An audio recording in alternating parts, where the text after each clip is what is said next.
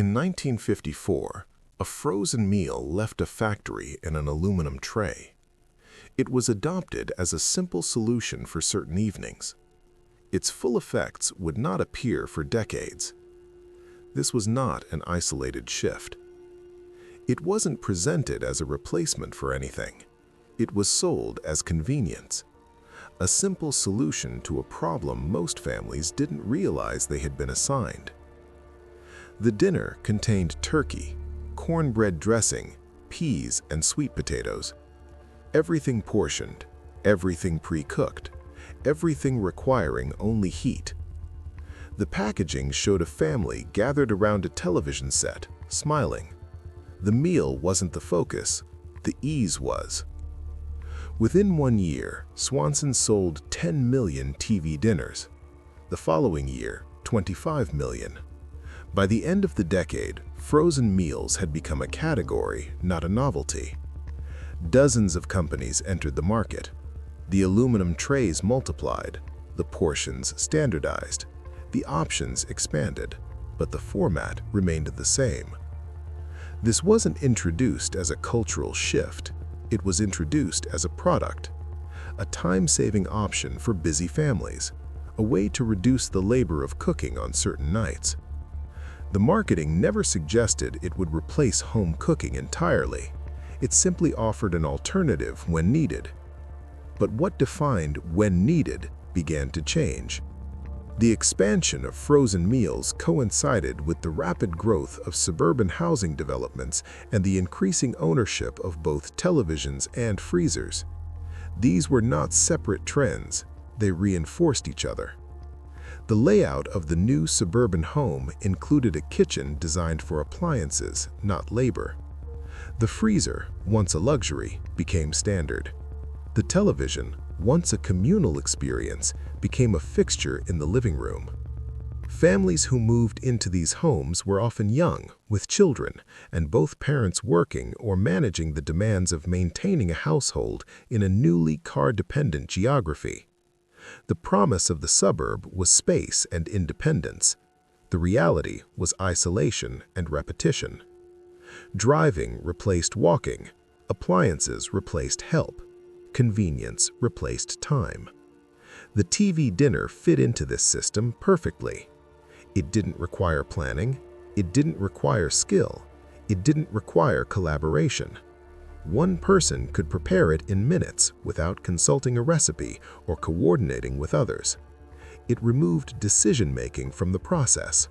The meal was already decided, the portions were already divided, the timing was already set. This was presented as liberation, and for many it felt that way. The reduction of daily friction was real.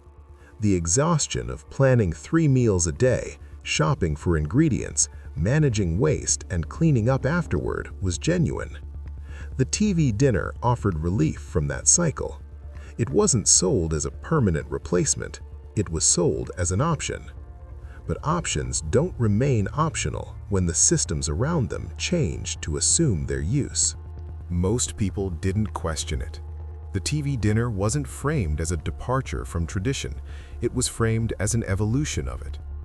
Advertisements showed mothers serving meals to their families with the same care and attention as before, only now with less effort. The imagery suggested continuity, not rupture. The meals still happened at a table. The family still gathered. The only difference was the source. This framing made resistance difficult. To reject the TV dinner wasn't just to reject a product, it was to reject efficiency. It was to insist on more work for the same result. It was to appear stubborn or old-fashioned in a culture increasingly oriented toward progress and modernization. And so it blended into everyday life. Not immediately and not universally, but steadily. The TV dinner became a weeknight solution, then a regular occurrence, then a default. The shift wasn't announced, it accumulated. By the mid-1960s, frozen meals were no longer novelties, they were necessities. The infrastructure had adapted to support them. Grocery stores expanded their freezer aisles, manufacturers introduced new varieties, breakfast options, lunch options, desserts. snacks. The category grew to encompass nearly every meal type and time of day. The original TV dinner had been a single option in a market still dominated by fresh and canned goods. A decade later, the frozen aisle was a destination. Families planned their shopping around it. Freezers were stocked with multiple options, ensuring that no meal required advanced preparation. The convenience, once occasional, became constant. Most people never noticed this at the time. The change was incremental. Each new product seemed like a reasonable extension of the last. Each adaptation felt minor. The TV dinner became the frozen entree. The frozen entree became the microwavable meal. The microwavable meal became the individually packaged single-serving option. Each iteration was presented as an improvement, faster, easier, more personalized. But the cumulative effect was a transformation in what a meal meant. The TV dinner didn't just change how food was prepared, it changed the assumptions around food itself. It redefined what was considered acceptable. It normalized the idea that a meal could be entirely sourced from a factory, consumed without modification, and discarded without thought. This wasn't discussed openly. There were no public debates about whether this shift was beneficial, no studies examining the long-term effects of replacing home-cooked meals with industrially produced alternatives, no warnings about the nutritional trade-offs or the social implications. The TV dinner arrived, spread, and embedded itself into the culture without formal scrutiny. The reasons for this silence were structural. The companies producing frozen meals were also advertisers. The publications that might have questioned the trend were financially dependent on those advertisers. The institutions that might have intervened, public health agencies, schools, community organizations, were either underfunded, overwhelmed, or ideologically aligned with the idea that technological progress was inherently good.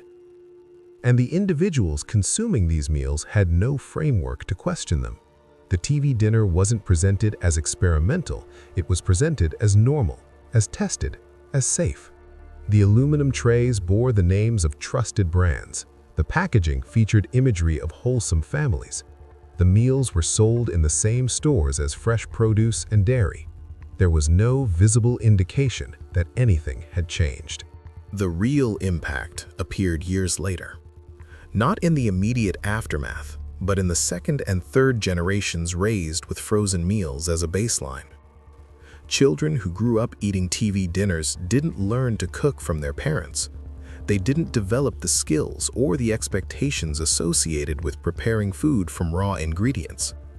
They didn't inherit the knowledge of how to plan a meal, how to adjust recipes, how to use leftovers, how to manage a kitchen. This wasn't because their parents refused to teach them. It was because the need to teach those skills had diminished. If a meal could be purchased pre-made, why spend time learning to make it from scratch? If convenience was available, why choose labor? The logic was sound on an individual level, but it didn't account for what was lost in the aggregation. A generation that didn't cook became a generation that didn't know how to cook. And a generation that didn't know how to cook became a generation that couldn't evaluate the quality of the food they were eating. They had no reference point, no comparison, no expectation that a meal could taste different, feel different, or serve a different function than the one provided in a tray. This created a feedback loop. As fewer people cooked, the demand for convenience increased. As demand increased, the variety and availability of frozen meals expanded. As options expanded, the cost of cooking from scratch became comparatively higher, not just in time, but in perceived value. Why spend an hour preparing a meal when a comparable option could be purchased for a few dollars and heated in minutes? The answer, of course, is that the options weren't comparable. But by the time that became clear, the habits were already set. The consequences weren't limited to individual households. The rise of frozen meals reshaped the food industry itself. Farmers who once sold directly to families or local markets began selling to large processors. Ingredients were selected not for flavor or nutrition, but for their ability to withstand freezing, transportation, and reheating. Crops were bred for durability, not taste. Animals were raised for consistency, not quality. The supply chain adapted to serve the needs of industrial production. Consolidation followed. Small farms couldn't compete with the scale required to supply national frozen food brands. Regional food systems dissolved. The distance between production and consumption widened. The number of intermediaries increased. The transparency decreased. By the 1970s, the majority of food consumed in American homes had passed through some form of industrial processing. The TV dinner was just one example, but it represented a broader pattern. Food was increasingly something made elsewhere, by someone else, for reasons unrelated to nourishment or culture. It was made for profit, for efficiency, for scale.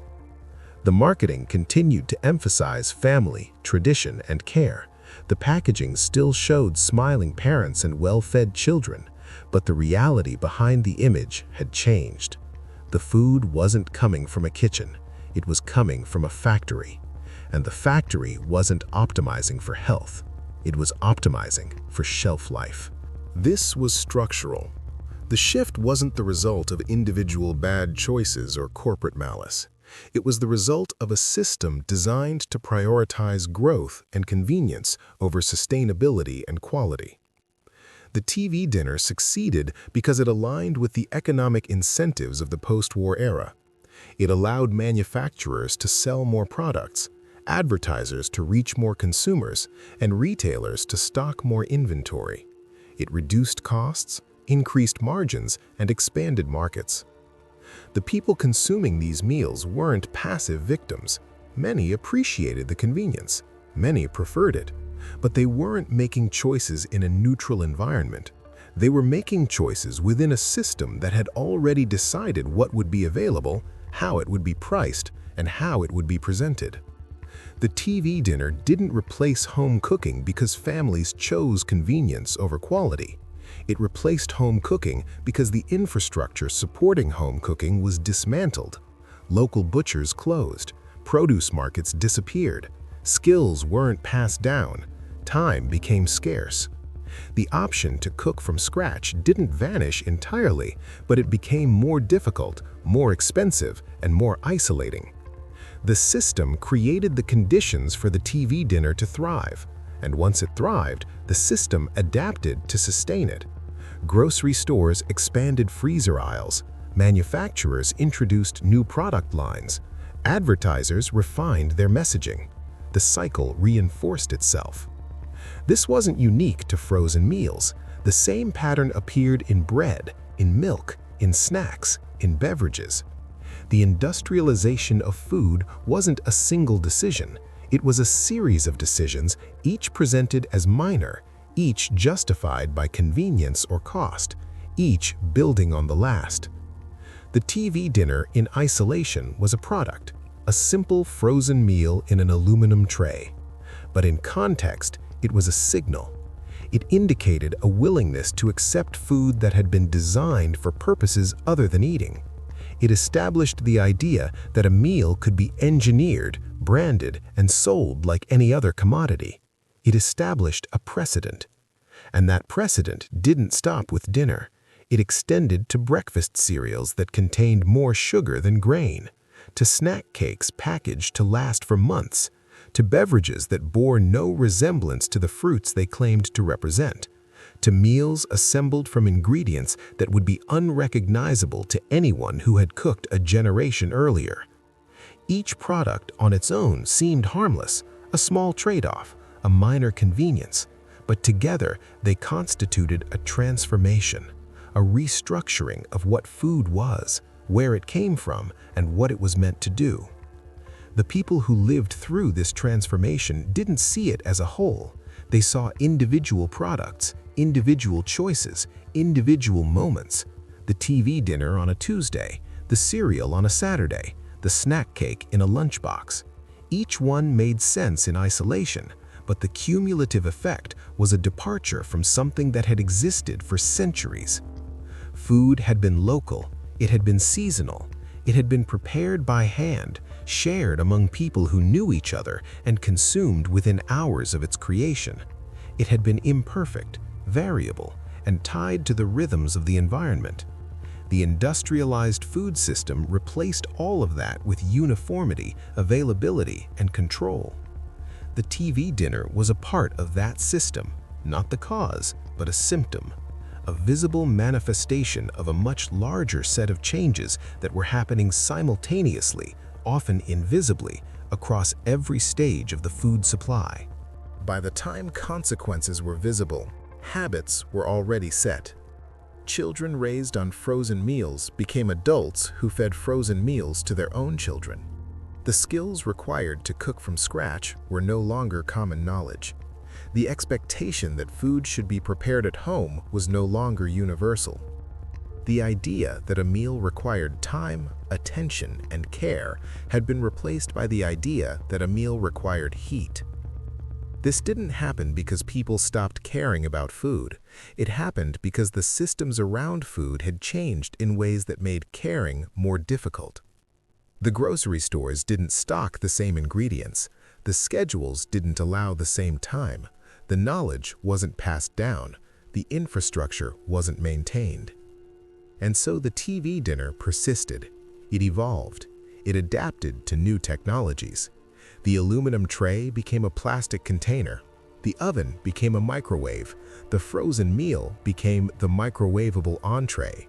The format remained, even as the details changed. The consequences of this persistence weren't distributed evenly. Families with more resources could still access fresh ingredients, local markets, and the time required to prepare food at home. Families with fewer resources relied more heavily on frozen meals, processed snacks, and fast food. The gap widened. The disparities deepened. But the TV dinner itself wasn't the cause of those disparities. It was a tool, a product designed to fit into a system that had already created the conditions for inequality. The system determined who had access to what. The TV dinner simply made that system more efficient. The story of the TV dinner isn't a story about a product, it's a story about a process by which convenience became necessity, by which efficiency became expectation, by which a minor innovation became a structural change. It's a story about how small shifts accumulate into large transformations, and how those transformations become invisible once they're complete. At the time, this was considered normal. A frozen meal in a tray, a quick solution to a busy evening, a product among many products in a culture built on products. There was no reason to think it would become anything more than that, no reason to suspect it would alter the relationship between people and food or reshape the systems that connected farms to families. But it did. Not because of the product itself, but because of the context it entered and the systems it reinforced. The TV dinner succeeded because it aligned with a set of values that prioritized speed over quality, convenience over connection, and scale over sustainability. Those values weren't created by the TV dinner. They were already present. The TV dinner simply made them visible. And this wasn't the only change.